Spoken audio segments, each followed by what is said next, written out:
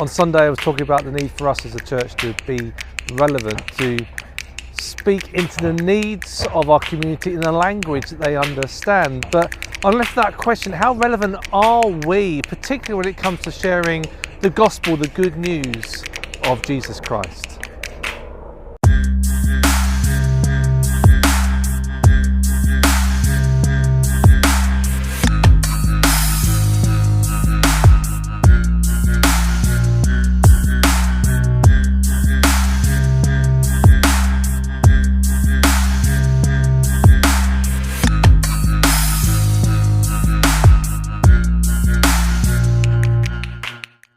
I don't know how you would define the gospel, the good news.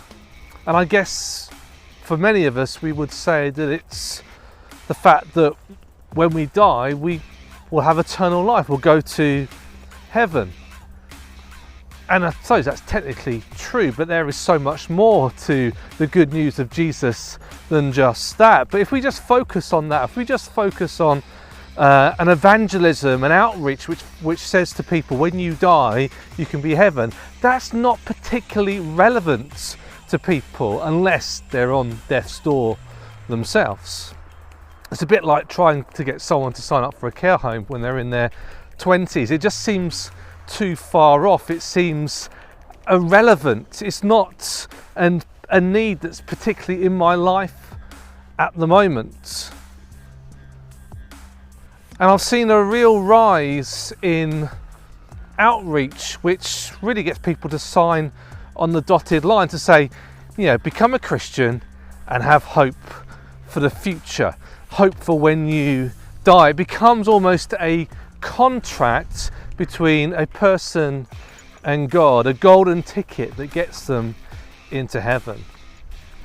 But when I read the Bible, particularly when I read of how God's dealt with his chosen nation, Israel, God didn't sign a contract. He didn't make a contract with Israel. He made a covenant. And possibly the closest thing that we have to a covenant these days is marriage. It's about relationship. It's about journeying together. It's about us being blessed by one another. And in terms of God, it's having the creator of the universe in our corner, on our side. And time again, what the New Testament and the whole Bible points out as being a driving force behind God and all he does for humanity is love. He loves us, so much so he sent Jesus to die for us. That is not a contract, that is a relationship. So does our evangelism, does our outreach, does our definition of the gospel, the good news of Jesus Christ, demonstrate that?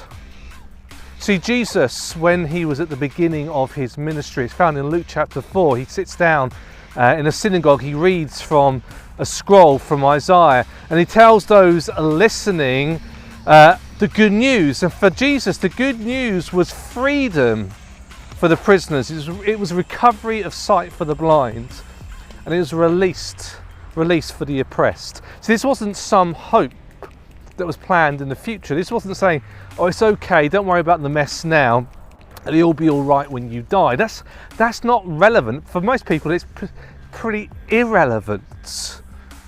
Jesus is saying, no, I can bring hope and release and restoration and freedom in the here and now. That is truly good news, and that is truly relevant to people's lives today. So when we preach the good news at Hawley Baptist Church, when we demonstrate the good news to others, are we doing it in a relevant way? Are we truly bringing hope into situations now? Are we bringing healing? Are we bringing peace? Are we bringing restoration? Because that is the good news of Jesus Christ. Are we bringing the reality of a relationship with Creator God to people, or are we just offering them a contract where if they sign on the dotted line, then they're in. Because that is not what being a follower of Jesus Christ is about. Do not fall into the trap of just trying to get people to read the sinner's prayer in order to become a Christian. That is not Christianity. That is not being a follower of Jesus Christ. And that is not real hope and restoration.